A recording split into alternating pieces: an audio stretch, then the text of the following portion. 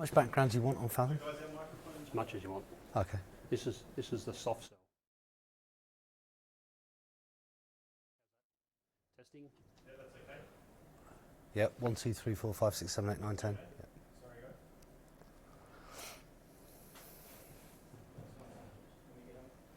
You good? Yeah, go. You understand with that?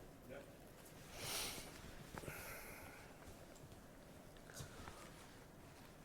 You know, it's important for people to understand that. Sorry, Andrew. Stand by, Andrew. 3, 2. Welcome and thank you for joining us this afternoon, where ACS is speaking with Michael Priddis, CEO and founder of Faethm. You'd appreciate that we've got about 3 minutes separating us at the moment. The session itself should go for approximately 1 hour, but we want to make this first session of our live stream really interactive. So if you can start putting your questions through, or maybe we might just do a test run. If you enter where you're dialing in from into your YouTube channel now, we can make sure that part's working well. But welcome, Michael. Great. Hi, Andrew. Michael, let's look at this in 3 parts. Firstly, about the establishment of Faethm. So what's the background, what's Faethm about, and how did the team come about?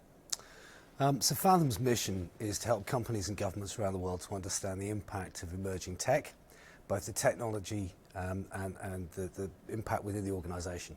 So business transformation as well as technology strategy. When I say impact, what I'm talking about here are the opportunities and the risks that these technologies pose. To give you a bit of background on the business, we set up about 3.5 years ago. We spent a year building the first version of the platform. We released that in October 2017. We've now got clients in 24 countries and in 20 different industries. So we've seen a lot of growth internationally. We just set up an office in London, another office in San Francisco, and we're hiring at the moment for our first office in New York. And so what does that look like in practice, helping people with emerging technology? So maybe the more interesting answer is to go back a little bit prior to Faethm. So my previous job was I was a partner and managing director at Boston Consulting Group's Digital Ventures. I was the regional lead for Asia and on the global leadership team, and I did that for a few years prior to Faethm. What that meant is that in the periods of 2012, 2013, 2014, 15 and so on, I was in a very unusual and quite privileged position, I think, where I was working at very senior levels in many industries in 20, 25 countries. And we were involved in technology, product design and tech strategy, tech procurement and portfolio management and so on. And what I suddenly realised after doing that for a few years was really everything we were doing came down to try and answer 2 questions. The first question that companies and governments were asking all over the region, what is the impact of technology in the future? The second question is, and therefore, what do I do with my people? And so when I left BCG, it was to set up a data platform to try and answer those 2 questions.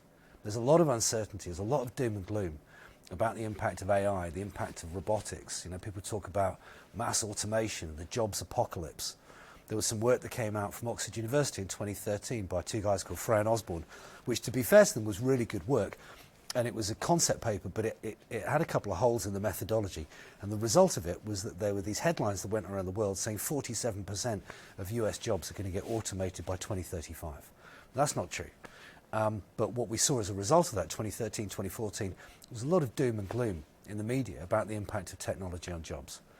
What we've been able to show with the data and the analytics that we've built is that there'll be 3 impacts. There will be automation. There'll be a lot more augmentation over the next few years, which is to say jobs are retained but materially changed. And there'll be new jobs added. So automation, augmentation and addition. And what we're doing is helping companies and governments to understand what the shape of that actually means in their workforces. And then what are the measures they need to put in place so they look after those who are automated, they give them new skills, and they're able to redeploy them inside the workforce, and that they're able to buy the right technologies to deal with augmentation. So we've really kind of helped to reshape that issue, around the world now. We've got clients in so many countries. I think it's fair to say that we're having a pretty good impact on the whole discussion everywhere, and we've been able to show that this is not the end of jobs. This is a rapid at-scale transition to new types of work. And the trick, therefore, for companies and for governments is how do we affect that transition, not how do we put universal basic income in place? What do we do with all these millions of people with nothing to do? Those aren't the outcomes that we're seeing. So if you look at that first 3.5 years, are there some customers or case studies that stand out where you can show that you've really had an impact? Yeah, I think maybe I can't talk so much about the companies because obviously this is quite a sensitive issue in terms of how do they deal with technology and automation and how do they give people new jobs. Maybe more so on the government side. So one of our biggest clients has been the Australian Department of Foreign Affairs. And so they engaged us a couple of years ago, initially to work on the Indian economic strategy, so the Indian-Australian economic strategy. And so Peter Varghese, who was the previous Secretary for the Department of Foreign Affairs, engaged us, and myself and Dr. Richard George, our Chief Data Scientist, went to India with DFAT. We met a dozen different Indian government organisations, a whole heap of companies, universities and so on. We collected data about the whole Indian economy. And then we applied that data to Faethm, and the results then informed that bilateral economic agreement. We've then, working with the Innovation Exchange out of the Department of Foreign Affairs, applied Faethm Analytics to 9 different developing countries to say, what is the impact of technology in the developing world?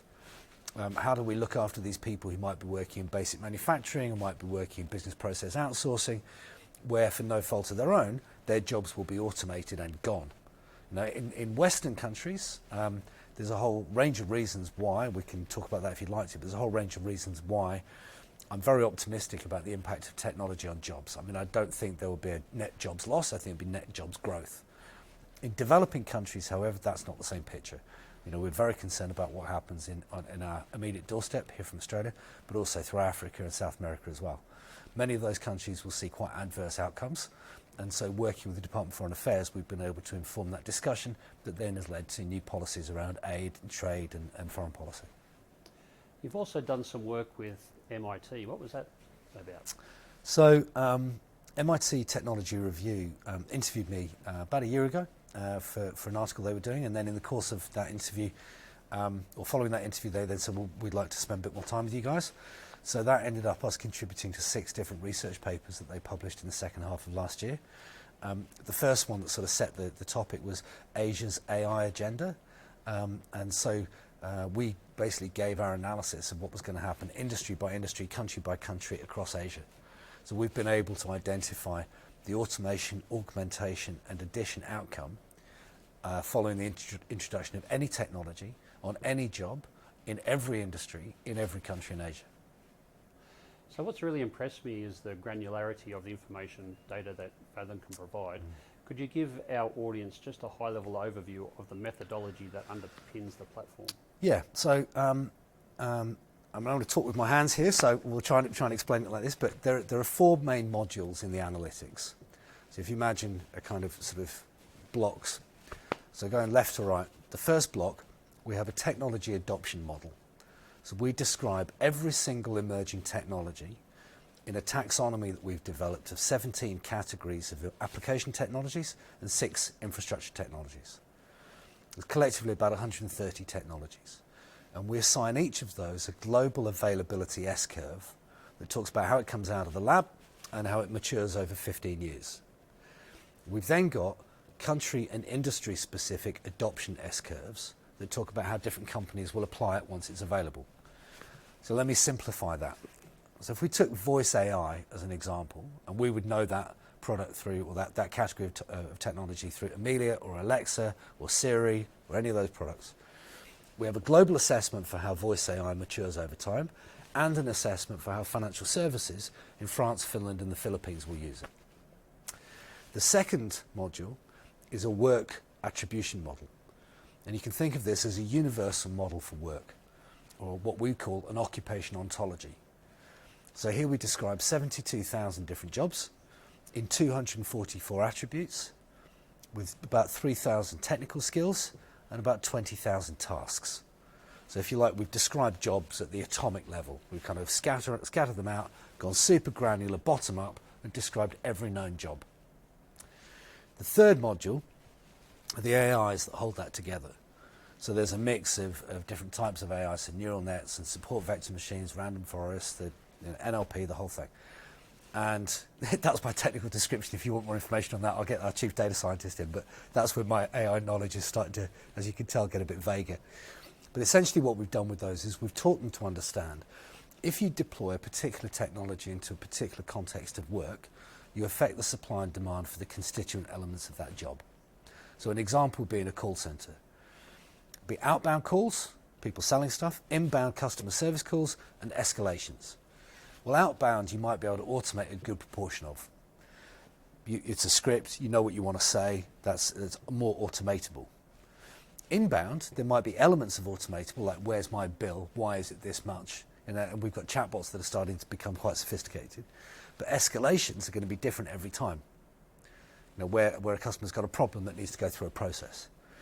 And so as you apply technology to that call centre environment, you might automate some of the outbound sales work, but it does not follow that that person loses their job. Because you've automated it, you might now get more inbound customer service calls, or you might get more complaints, or you might have erroneous sale of information or provision of information. And so what we're able to do is to look at, if we deploy technology over this period of time into this type of job, what does that mean for the tasks involved in that occupation or in that collection of jobs? The fourth component of the analytics is then our client data. So all clients give us, for everybody in the whole workforce, 6 data points. It's designed to be very light, and it's designed for everybody to have this information available. Job title, salary, location, gender, business unit, and age. Comes straight into Faethm. We have an AI that does the ingestion and the mapping, and then that immediately serves up to the software as a service platform all the insights and scenario modelling tools, so that those companies can now, without needing to come to us or to involve any sort of services, in a very self-sufficient way, model technology scenarios and see the impact on jobs. And what that means is that they're now better at doing tech strategy, tech portfolio management, tech deployment, but then the human consequences of those things: workforce transformation, learning and development, change management, hiring, diversity and inclusion, internal mobility. All of those things are use cases of the Faethm platform. So how much is it preventative? So organisations buy the platform once they've already invested in their technology roadmaps and then re-skill, retrain staff, or do people need the platform first to decide where to invest? How do you decide what that S-curve looks like? So companies, I think, or employers generally, have already begun that journey. Some years before Faethm was invented, right? So people have been doing tech strategy for years, right? So this is an ongoing thing, and I think every year that passes, there are new tools that help them to do that better, and we're one of those tools. So we're not necessarily coming in at the beginning. I think technology, CTOs, CIOs, CEOs, CMOs, CDOs, all these people have been working on this stuff for years. The issue is, it's not the data visibility has been low. The ability to manipulate that data has been low. If you wanted to do this work beforehand, you needed to go and hire a consulting firm. You need to spend a serious amount of money, and you would then get an Excel and a PDF or a PowerPoint, and that would be, here's your strategy, we'll see you later, we'll come back next year, you can hire us again, it'd be another $5 million. And what we've done is essentially automate that process. Now, having said that, we work very closely with all those consulting firms. So one reason for our rapid growth has been that those consulting firms are now our delivery partners, and we have a partner ecosystem. So that's all the main firms. So BCG, KPMG, PwC, Capgemini, DXC, Blue Prism, technology and consulting firms that now use Faethm with their clients to inform that tech strategy or the programs that follow. And so there have been some really significant pieces of work done by those companies with Faethm software. For example, the Luxembourg government has built a product called skillsbridge.lu, which you can look at. That sits on top of Faethm software, and it provides everybody in the whole country with a personalised learning and development plan, so that as technology affects their jobs, they have skill development pathways for jobs in the future. Google funded a piece of work being done by the Mars Discovery District in Toronto for the whole of Canada that's called PlanX, so planet but with an X, PlanX. And again, that's a very similar product to the one I mentioned from Luxembourg, and it sits on top of Faethm. So we're starting to see major governments, major consulting firms, major tech firms either buy Faethm and deploy it, or take Faethm into their clients so that all of those companies are now operating with this much richer level of data. So going back to your question, I don't think we've come in at the beginning. I just think we've made technology strategy, portfolio management, workforce transformation a much easier thing to do. There's one other thing that's relevant, and that's how the context has changed in the last few years, and how, in part, we've been responsible for that change, but also responding to it. So, as I mentioned before, 2013, there was this scary piece of work that came out of Oxford University. 47% of US jobs are going to get automated by 2035, and everyone's like, oh my God, terrified. Well, as I mentioned, that's not actually the case. That's not what's going to happen. And so, initially, people were worried and afraid. And then 2014, 2015, people started coming to us, or I'd be talking to people and they'd be saying, I've been asked to figure this out. 2015, 2016, the CEO's given me a small team and some funding. Can you help us out? 2016, 17, 18. Now this is starting to affect how I do strategy, how I do HR, how I do technology, how I do learning and development. It's all in response to this issue, future of work. 2018, 2019 into 2020, I think there's a level of calmness now that we've been able to contribute to, where we're able to show people this is not a jobs apocalypse, this is not the end of work. There are pathways available for people. The solution is investment in tech and investment in L&D, and we're able to help you get your workforce to this point. And so now we're seeing companies like Zurich, which I can talk about because they've been very generous about some of the things they've said in public. But big global company, Switzerland, talking now about what their approach is on future of work and how they use Faethm to inform all the learning and development and the workforce policies and so on. So I think we've seen the situation change. I don't think we are at the beginning of tech strategy, but I think what we've done is significantly improve strategy and operations around technology's impact. So I just want to quarantine this discussion from Quarantine, 1 good March. word. Yeah. Good use of the term. 1 March now and in the next 6 months, but just coming up to 1 March. You're on the AI Council for the World Economic Forum. Yeah. With that international lens, how would you describe, over a barbecue on a weekend, what the future of work looks like? It's good to talk about technology adoption, but how will that change the future of work? What does augmentation mean in real terms? So firstly, I think I would say to people that the future of work is the worst possible term for this, right? So it's a terrible term. I don't know who came up with it. We're stuck with it, so we use it. But future of work makes it sound like some sort of amorphous thing that may or may not happen at some point, 5 or 10 years' time. And we try not to use it. We talk about the evolution of work. And this is a much more user-friendly term, but it's also more accurate. It's not that suddenly we're going to click our fingers and the future's going to be here and it will all have changed. We're going to see a steady progression through different types of technology, and jobs will change with them. The issue is that progression is happening quite quickly.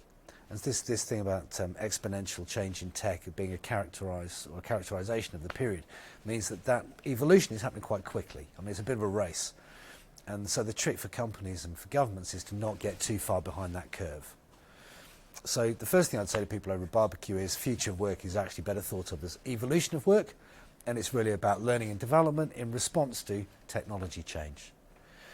If I can add a piece to that, the second thing I would do is challenge, or the second term I would challenge is fourth industrial revolution. Now, that's a term the media love. And as you say, I'm involved in the World Economic Forum's Global AI Council, and that's run out of the Centre for the Fourth Industrial Revolution. It's a terrible term. Revolution implies conflict, right? Winners and losers. I'm from the north of England, and I grew up mainly in the north of England, and you say industrial revolution, and I think matchstick men and matchstick cats and dogs and Lowry paintings and smoky old towns and that kind of slightly oppressive industrial revolution. It also implies that there'll be winners and losers, and it implies, as I said, a conflict period. And as a result of that, the way that the term then affects policy and strategy is to make us feel that there is a hostility, that there is an adverse circumstance, that there is a dramatic change, that people will be negatively affected. There have been 2 instances in history when science and technology have changed everything. The 12th century and the 15th, 16th century. Right? If you were an architect or a shipbuilder or a merchant or a farmer or whatever in those periods, your job changed. Now, less rapidly over the course of 50 or 100 years. We called those the first and second Renaissance. And I think this is much less the automation of jobs and see you later accountants and see you later radiologists and see you later taxi drivers and nothing for you here anymore. I think this is much more about these technologies are coming on, it will change how your job works, these are new skills you need to use, but this is much more about the humanisation of work than it is about getting rid of all these people out of the workforce and replacing them with universal basic income and some robots, which is not a scenario I see happening at all. I might just throw to our first YouTube question, Michael Ahern. I'd be interested to know exactly how you can be so certain of the impact of AI on jobs. Well, we can't. It's a scenario model. What we can do is to analyse the constituent elements of everything and to create different scenarios that allow us to say, with decreasing levels of confidence as we go into the future, what the outcome's likely to be. But I can give you some 4 examples to show you how we can be relatively sure about the next 2 or 3 or 4 years, which tends to be the cycle of strategic thinking. We're not making predictions and asking people to sign in stone on what's going to happen in 10 years because, coronavirus, right? Changes everything. But at the same time, there are things that we said 2 months ago which will still be true after coronavirus. So we can be relatively confident about the nearer term. And I'll give you an example. The media and the general consensus is that we're not going to need as many accountants in 2 or 3 years' time. And the reason for that is that robotic process automation will automate an awful lot of the routine accounting work. And that's probably true. And as a result of that, the general wisdom is that we're going to have all these accountants with nothing to do. So just hold that thought. Separate thought. There's a global cybersecurity talent shortage. Right? We know why that is. I don't need to explain it. That cyber skills shortage, which is a difficult thing to say, I should have thought about that before I gave the example, but anyway, the cyber skills shortage is exacerbated in Australia because we don't have any 457 visas anymore and we haven't really kind of figured out what the replacement scheme is. So we've got a shortage of cyber analysts and a surplus of accountants. And yes, we're talking about the future, but I can be pretty sure that we're going to have a large number of surplus accountants and a large shortage of cyber analysts. When you strip away the job titles and you look at the component parts of those jobs, in terms of tasks, skills, knowledge, activities, context of work, style, 244 attributes, 20,000 tasks, 2,000, 3,000 skills that we've got in the model, turns out very similar jobs. And that's kind of, intuitively you could go with that and you could say, well, it kind of makes sense. Professionals, educated, working in a corporate environment, they're not working on a mine site or in a field, in small groups, analysing numbers, deriving patterns, creating insights that they report to management to make a better decision. The gap is cybersecurity knowledge, and that's a trainable gap for these people. So why on earth do we have situations where companies might make accountants redundant at 50 grand a head to get them out of the building and give them redundancy money and the change management, and spend 50 grand a head hiring cyber people because they've got to pay recruitment fees and they've got higher salaries? Why would you not be going to those accountants and say, we're putting robotic process automation in, it's going to start next month. It's a 6-month process to go live, and then there'll be a phased rollout of this work. So 2 years' time, this job will be redundant. However, we're going to need a whole bunch of people in our cyber team. Can we do a transfer? Would you like some learning and development? We have this product called Faethm that gives us a job corridor. It's giving us the skills pathway. It's allowed us to connect into learning and development and education and say, how do we transition these people? Well, I'm 44, right? 2 kids, the mortgage, the whole thing. If I'm the head of finance in a bank, I'm terrified right now because I'm thinking RPA is going to take my job because the media's told me so. And the general wisdom is no more accountants.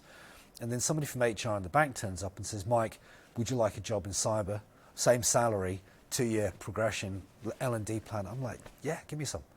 So yes, I cannot be certain about what's going to happen in the future, but our ability to strip away and to get down to the granular way, what exactly is RPA? What is the progress of RPA through accounting? What does that mean for the tasks and skills of this job and this job? That we can be pretty confident about. Thank you. I'm going to come back to that on a report that you've done for ACS just shortly, but the questions are streaming in, so I better knock a few of them over. Glenn Lee, is AI aiding modelling both medical and or economic strategies for COVID-19? Glenn, we're going to come back to that post 1 March. Graham Bond's asking about shortage of some specific skills. So that might be a good segue into this report that you've done for ACS just recently. What do skill shortages look like? Well, let's talk about what jobs of the future are, and then we can see why we've got a skills shortage in certain things.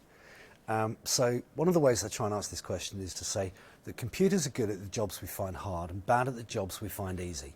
What I mean by that is that we've always throughout history used tools to do things that we're not built to do. Those tools got pretty good and they've become machines that are, becoming intelligent. And so we're not built as human beings to be processors, calculators, to lift and carry heavy objects, to fetch things from A to B, to do routine work in burning buildings or any of those things.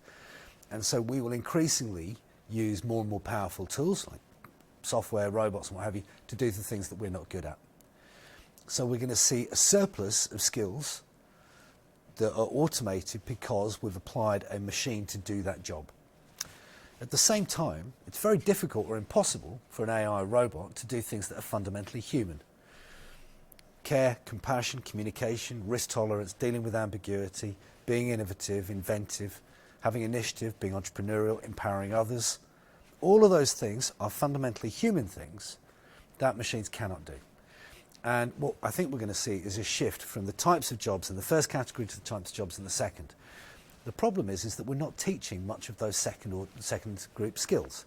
So we know we can teach collaboration, but we don't. There's no degree in it. We know that we can teach being innovative, design thinking courses, but these are a peripheral thing at best, an option if you're doing a degree. Many people finishing, training courses without any experience of iterative prototyping and test and learn and so on. We know we can teach people to be agile. We know we can teach people to be better communicators. We know we can teach people to be entrepreneurial, to understand what risk and probability actually is, and then to make better decisions. We don't teach any of these things. What we do is we churn out accountants and lawyers and people that into jobs with skills that we know probably have a shorter shelf life. And when we talk about the skills imbalance, what we're talking about here is a reinvention of education, of understanding that the role of education is changing, that the education business model at the moment is a major factor as to why it's not changing. There's an awful lot of people in very senior roles in education all over the world who don't want to see it change at all because it's working just fine for the business model, but it's not delivering an awful lot of the right skills that we need.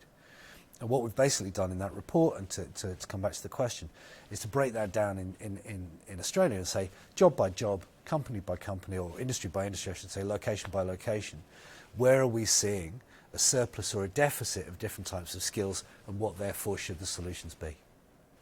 And so which industries are having the biggest forecast shortfall? Well, I don't know if I know that across the board. I can tell you that there are certain patterns across different industries.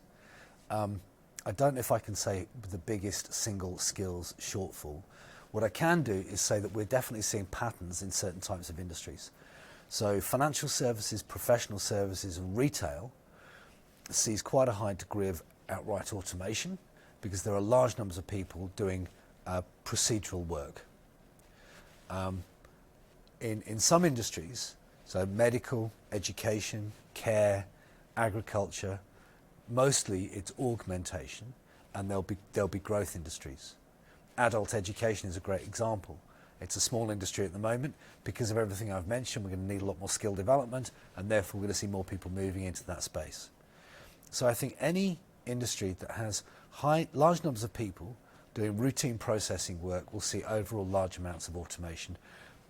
Excuse me. They will also see an awful lot of growth as they start bringing in some of those technologies. So net, I don't know what the analysis is at the industry level. Company by company, we can tell you, but I don't have that information in front of mind. Along those lines, Daryl Carr is asking, is it realistic to expect that blue-collar workers will be able to be reskilled in the numbers required to support current economic activity? Yes, it is. Two examples. Just thinking about how to give you the first one without talking about the company name. So our first client is a major multinational manufacturing company. And so they have 1,800 machinists working in one of their factories. And these guys will probably be automated out when the next wave of robotics comes in. And what that company's been able to do is to say, we have another business unit that is currently a wholesale company, and we could provide wholesale plus services. And so now what they're doing is they're going out to those 1,800 guys and they're saying, well, there's redundancy if you want it, or there's a learning training program to move from the factory floor to providing product services in this wholesale company. And that's been underway for 2 years. I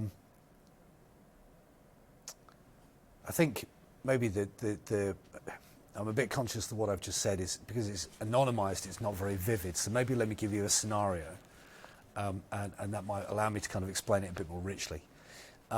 So as autonomous vehicles come in, we're going to need fewer taxi drivers, lorry drivers, mechanics, and those associated in that industry. That's going to happen. There is a school of thought that says until an autonomous car can navigate an Italian hill village, it's not truly autonomous. So we'll see what the time frame is. But we're going to see that happening on freeways and major arterial routes, and there'll be an impact on the number of people in driving jobs, and that's going to happen. 10 years, 15 years, doesn't really matter. In a relatively short space of time, a whole occupation area is going to be changed. So again, just hold on to that thought. Separate thought. Well, join them together in a second.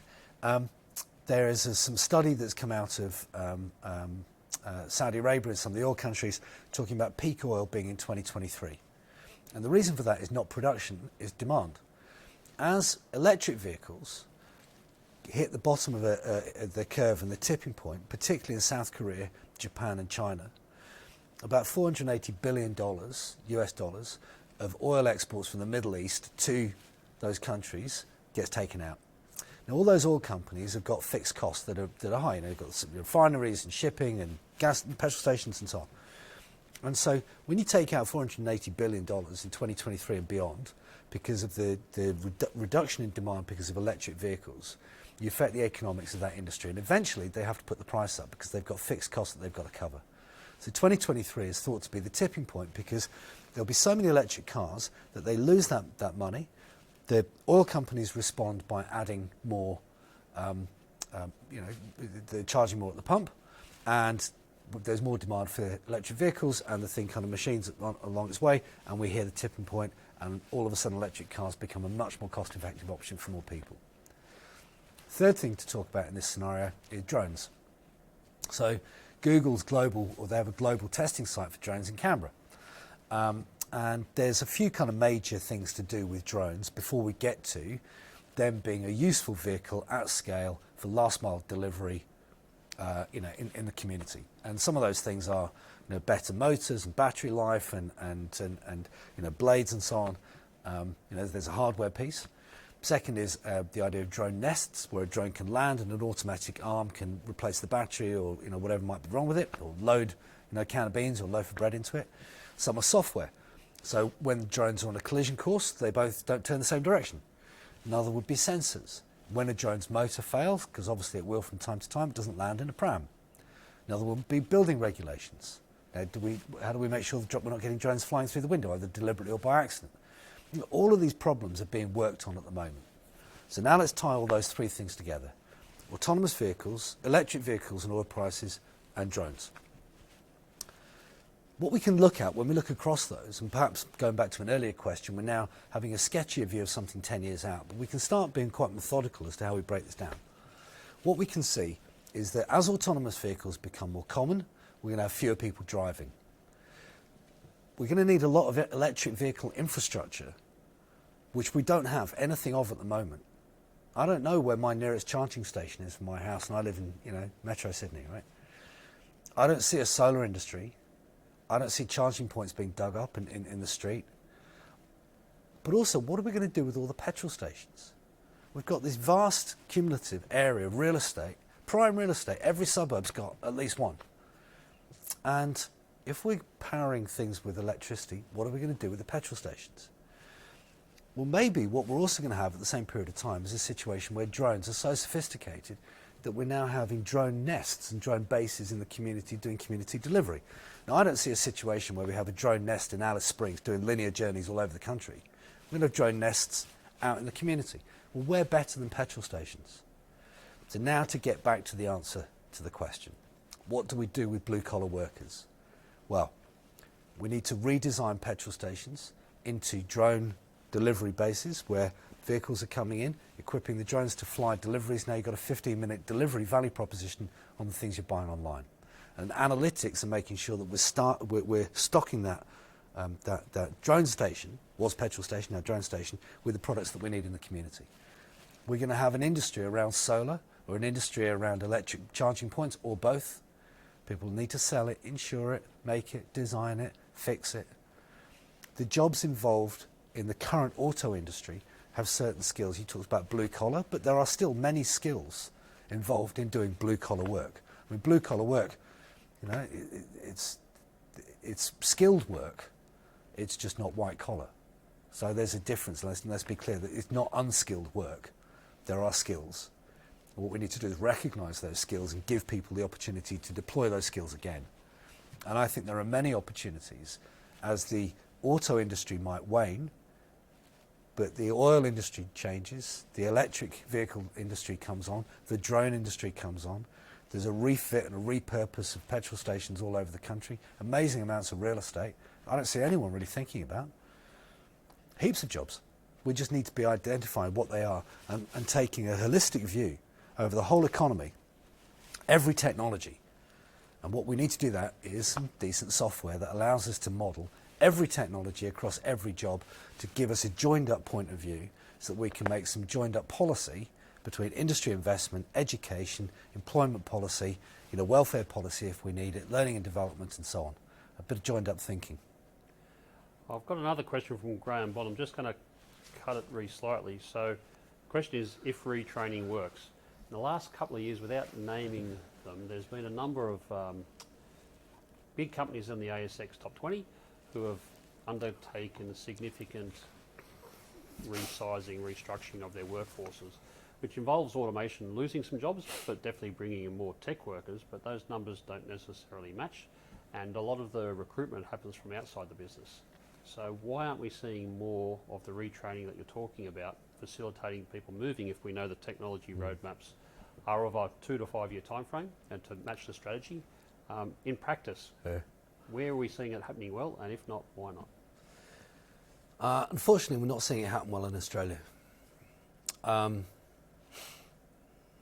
So it's difficult to answer the question without being critical of what's happening here. But I see quite a stark contrast between how Australian companies and governments are tackling this in other countries. I just talked about a whole scenario that required some joined up thinking around technology and work and skills development. And unfortunately, so far in this country, we're not seeing a huge amount. We're starting to see more of it, but that type of thinking is much more natural, I think, for leaders in other countries. And I think there's some reasons for that. Now, I think we're going to be talking about the work we're doing around COVID-19 and coronavirus shortly. So with the exception of the current period, 28 years of unbroken economic growth have not prepared corporate Australia or Australian government with much muscle memory of adversity. And as a result of that, the easy option is sometimes the option that's taken, and it is more complicated, it's harder, it's more involved to try and get some joined up thinking going between multiple departments and a whole of industry approach. We're starting to see in some industries, but I don't think there's a whole of industry approach where all the banks are getting together, all the retailers are getting together, or all of the major companies in Sydney are getting together. But we are seeing that in other countries. We're working on something called the Transition Hub in the UK. It's being built on top of Faethm software. The top 30 or so employers in the UK have come together around Faethm analytics to say, I've got lots of people here, you haven't got enough people there, can I move some across? And that's major companies. I mean, let's say the top 30 employers. It's not happening here. And I think there's been, there's an opportunity, let's frame it in this way. There's an opportunity for government and for industry to get much closer together on what's likely to come, and then for academia to say, and we can help in this way. I think there's a lot of discussion going around, but I'm not seeing an awful lot of people say, actually, you know what, we're going to do this, we're going to do this in this way. But I am seeing that in other countries. And the evidence for that is what I've said before. Luxembourg have built a learning and development platform as a pilot for the EU for everybody in the country. Google funded the world's biggest public-private innovation hub in Canada. Well, it's based in Canada, but it's the world's largest, which is the Mars Discovery District, to build a learning and development plan for what's happening in across Canadian industries. We've seen announcements from Amazon and AT&T. We're investing hundreds of millions of dollars. The CEO of PwC putting $3 billion into learning and development across the firm. So heaps of examples, just not here. Thank you. I'm going to go back to Glenn Lee's question from earlier. Is AI aiding modelling both medical and or economic strategies for COVID-19 recovery and the post-pandemic workforce skills requirements and pathways? To answer that, take us back to how you started to approach COVID-19 as Faethm back pre-1 March. Yeah, so a lot's happened in the last 5 weeks, clearly around the world. So when Wuhan locked down for the first time, the same day, I think, or within a day or two, there were 2 cases reported in Seattle and 1 in DC. It was a Friday, and I spent the weekend reading about what was happening in China and thinking, if this gets out, it's going to cause a world of pain. And then I thought, but the workplace is going to be a place of transmission. And this whole idea of people being infectious and still going to work. And then I thought, well, we've got the most granular view of work available in the world. With I mentioned the occupational ontology.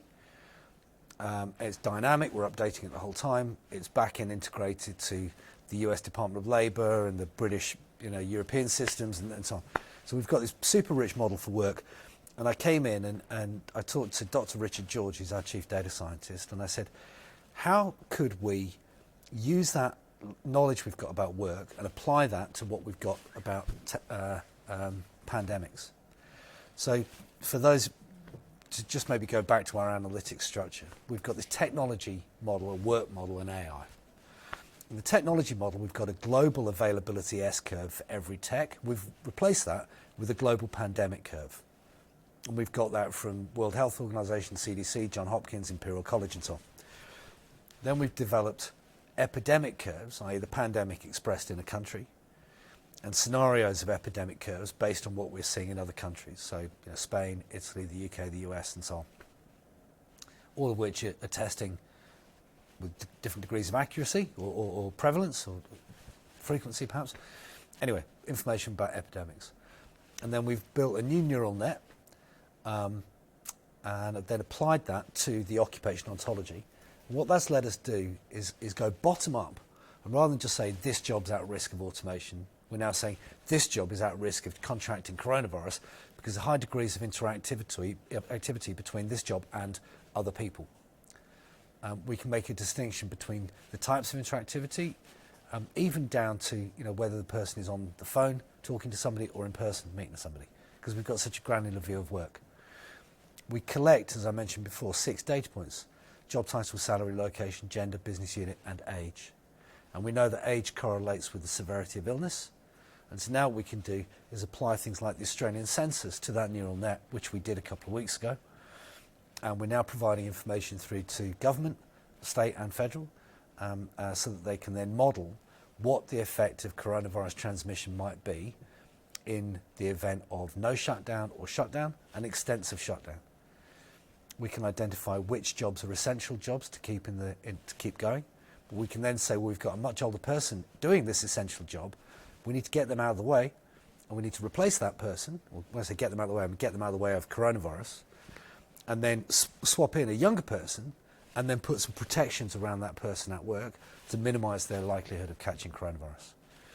We can then identify which jobs could be remoted, because we can say, of all the skills and tasks and knowledge and things that go to make up a job, the neural net is now saying, well, this has a certain amount of remote work that can be done remotely. Now, most companies that I've spoken to have sent people home, and they're calling it, we're working remotely, but they're not. They're doing emails from their phone at home. Many of them don't have the cyber provision. They don't have the hardware. They may not have bandwidth. They may not have software available to all those people that they've sent home. So what we're seeing is an immediate productivity impact. No companies yet working, or very few companies, will be working at the same levels of productivity now that they had in January by working from home. And so we can identify what this is, and then we can also say, and these are the technologies that you need to be adopting or buying today in order to facilitate remote working. So there's heaps of law firms and accounting firms and people doing work that's confidential. It's got a contract around it, around confidentiality and NDAs, that is just emailing stuff. It's just leaking out all over the place. Not just here, all over the world. And the cyber threat, the cyber risk is really significant. The risk management side of it is super significant. The risk of redundancy is growing because people are then saying, well, I'm going to have to bring in some RPA. We'll get some robots to do this job. When actually what they could have done is said, well, 60% of your job is remotable. And what we're going to do is redesign your job to do more of the 60%. So you're doing the 60% 100% of the time. And we're going to take the 40% and we're going to have an RPA program over here. And, there's reconfiguration of work. And so what's happened in the last few weeks, we built the neural net, and our product team have done just the most incredible job to build a whole new module on the platform, which we've now released the first features of a week ago yesterday. And there'll be more releases every 2 weeks as we go through 2-week sprints in our development team. We're doing customer research with major corporations, governments, and our delivery partners and distribution partners all over the world. We constantly get this feedback loop of, well, I need more of this and less of that. And, as a result of that, our revenue in March was 100% greater than forecast. And so that's really the evidence for what I'm saying is that, the demand of what we're seeing. Our pipeline, heaps of companies in our pipeline have brought that forward and said, we need this now. We've got a higher instance of renewals. A couple of companies that churned out that didn't renew have now renewed and reactivated. And so it's been a hugely beneficial because it means that we can now hire more people and start building this more. We've also started doing a lot of work without fee for government. So we haven't been paid. We haven't got a contract yet with the New South Wales government for what we're doing with them. And there's an amazing guy called Professor John Fraser, who is a very senior ICU director in Brisbane. And we're starting to inform some of their demand planning by saying, if there's a shutdown or a lockdown, and if it lasts for this amount of time, it will have this type of effect on healthcare throughput. We were able to model what the type of experience is that people have with coronavirus and the frequency or the range of people likely to go into ICU. And so then we can say if there's a shutdown, it'll flatten the curve, but at some point we'll need to take the shutdown off. And when we do that, what then happens with the curve? So it's like a dynamic modelling tool that allows us to apply epidemic scenarios on workforces to inform shutdown policy and healthcare demand. That's incredible. How is COVID being the impetus for rapidly forming digital transformation in businesses that weren't ready for it? Well, bluntly, I just think it's scaring the crap out of everybody. Everybody is now saying, okay, this is huge. We've brought forward our technology strategy by years. One of our clients is Adobe, and they've got a great guy there called Sky who does a lot of the business transformation work, and he said they see massive spikes in demand for products to automate. We just signed a global distribution partner agreement with Blue Prism, one of the world's biggest robotic process automation companies.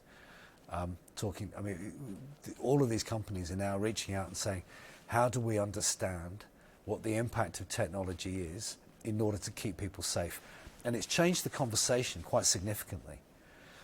So we did some analysis using US census data, which is broadly therefore going to be true in Australia. We could apply the Australian census to it, we just haven't done this yet, which is to say which jobs are essential jobs that could be automated and to keep people safe, and which jobs are essential jobs that can't be automated but could be augmented to make those people more productive.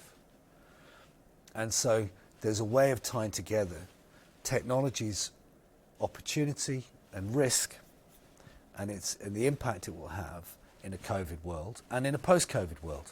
It's all very well to say to people, go home, get out of here, don't want you to get infected. But at some point they're going to come back. To what? To which jobs? We've changed their jobs now, we're going to change them again. Is this the beginning of a whole period of remote working? Was coronavirus, as we look back on it, 2021, 2022, was this the time that we all learned to work effectively remotely?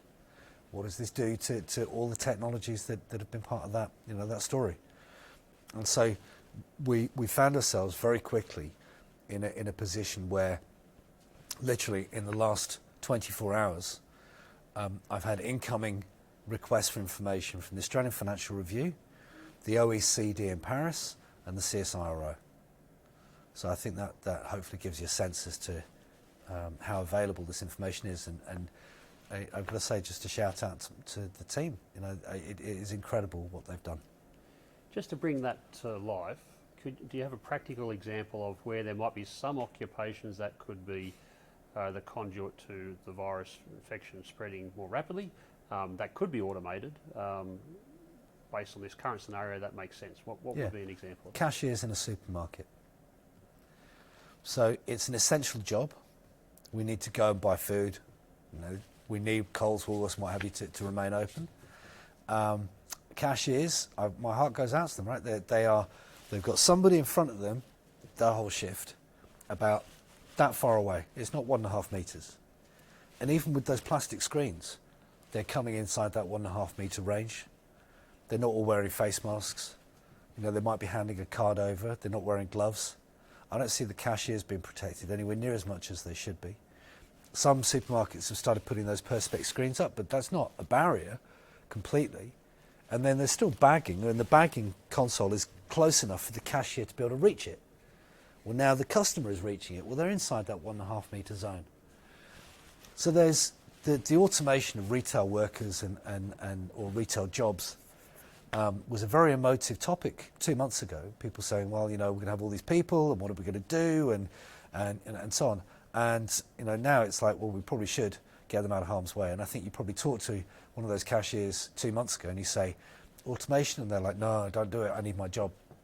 Now they're saying, actually, $750 a week on the JobKeeper allowance, and get me out of the way, please, as fast as you possibly can.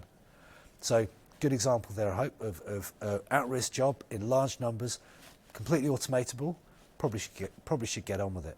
I would never have said that 2 months ago. I would have said those people need to be looked after. Now I think we're looking after them by getting them out of the way, out of the way of coronavirus. On the other end of the scale, people working in anaesthetics. There's so much scope to augment what they're doing. And God knows we're going to need as much of their productivity as we can over the next few weeks and months. So if you're an anaesthetist, anesthesiologist, that type of occupation, there are technologies that will augment what they're doing. We probably need to be spending a lot more money on those technologies in order to improve anesthesiologist augmentation, and therefore productivity and capacity. And so here technology has a role to play in that COVID world, and we can identify similar numbers of people. And we've done this across the US, nationally, by state and by county, using US census data. It's quite old, the census can be redone this year, and we've developed a tool to update that census data to today's picture based on a whole bunch of proxies. So we've got two different scenarios here, cashiers and anesthesiologists. One group could be automated, probably should. One group should be augmented a lot more than is happening. So we've got time for 2 more questions if you want to get on to the YouTube channel and send those through. In terms of, this next one's from Rosemary Dorr and relates to if digital transformation is going to be expedited and we don't have the skills, the borders are closed, the evolution of work demands is that we keep on learning. How can organisations best support transformation through learning by doing? Great question. So I think that's the most important thing to focus on. So I'm really glad to have an opportunity to answer that. So learning and development is really the answer. It doesn't follow that we're going to send everybody off to do an MBA. An old boss of mine, a guy called Stu Dredge, used to be able to put things in a very pithy way. and he said the half-life of learning is 30 minutes unless you apply it. Right? And what he meant by that is you need to give opportunity, or we need to give people opportunities to practice what they're learning. So I think what that talks about for the company, to answer Rosemary's question, how do we get, rather than people going on a 12-month course, going on a 12-day or 12-hour course that gives them opportunity to practice what they've learned? Otherwise, they're going to forget half of it immediately. That means that we need action-based learning, contextual learning, learning that's bespoke, learning that's designed for my business, learning that's designed for transitioning my accountants to my type of cyber people. We probably need to stop sending people off to do project management courses and solution selling courses and these generic things that no one remembers and treats as a day out. We need to treat learning and development as a strategic activity. We need to elevate it in the organisation, give it some more resources, perhaps change the way that it intersects with strategy and marketing and product development and so on. Give it a seat at the strategic table and say, we've got all these people and we're going to need to transition them. L&D is now a game changer. L&D is something that makes a difference. Second thing is to then reach out across those borders online to say, where do we find the best learning and development content? And Faethm now has partnerships with a range of different L&D companies. So D2L out of Toronto, Pearson, so Pearson Online Learning Services, and Pearson is clearly a massive company and they've got a huge amount of content that they can provide. Go One out of Melbourne, With You, With Me, which is particularly framed on or focused on those leaving the military and how they learn for jobs after the military. And so there are many L&D providers that are Faethm partners that can deliver to those skills gaps that allow companies to then say, okay, I need to get some L&D. Yes, I could go to the AGSM, and probably for some roles I should, or the MGSM, the Australian Graduate School of Management, I'm saying. But actually what I've got across the board is some 12-hour, 12-day courses. I'm going to buy this, but now I'm going to kind of weave those into people's day-to-day jobs so that we're actually doing skills development. We're not just doing a day out of the office. Last question from Daryl Carr. I've seen enormous demonstrations of shared humanity across the globe at this time. Do you think this can trigger more ethical business practices that better recognise our needs as human beings? I really hope so. The evidence so far is not great, though. Hopefully, we will, people talk about social distancing. My father said something pretty cool last week. He said, I hate that term. He said, I think it's bringing societies together. It's physical distancing, which I think is a better distinction. So I really hope that it does teach people, the power of community is important. I read the other day that the internet's a much kinder place at the moment, and I hope that will stick. On the other hand, I am seeing companies go hell for leather down automation routes without necessarily, they're kind of masking it as a coronavirus thing, but I think it's probably much more to do with margins. And we're not necessarily I think critically, Australian government leadership's been pretty good on this. Obviously there's a few gaps, and don't need to go into those, but there's a couple of things that could have happened better. But I think generally speaking, they've been fast. They've spent some good money. They've been, they've fronted up and said this is what we're going to do. Where there's been errors, they've called the errors out. And clearly we can't say the same when we look at a whole bunch of other countries. North America, US, Brazil, Mexico, and then I'm super worried about the news we're not hearing. So I haven't heard much about Turkey in the last week or two, but 10 days ago Turkey had a steeper curve than the US. Not hearing any news about Syria. I'm doubting they're doing much testing there.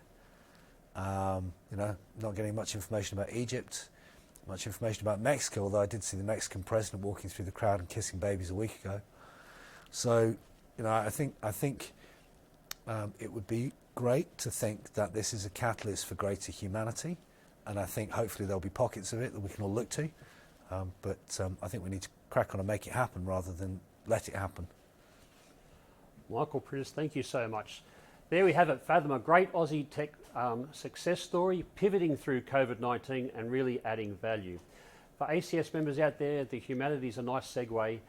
Don't forget, 6 p.m. this Thursday, we have the hashtag Flatten the Curve hack, We're asking all of our members to sign up as participants, work together in teams over 48 hours, and let's build some prototypes that can really add value to the Australia-specific scenarios that we're facing with COVID-19, and working together that we can all help flatten that curve. Thanks for joining us.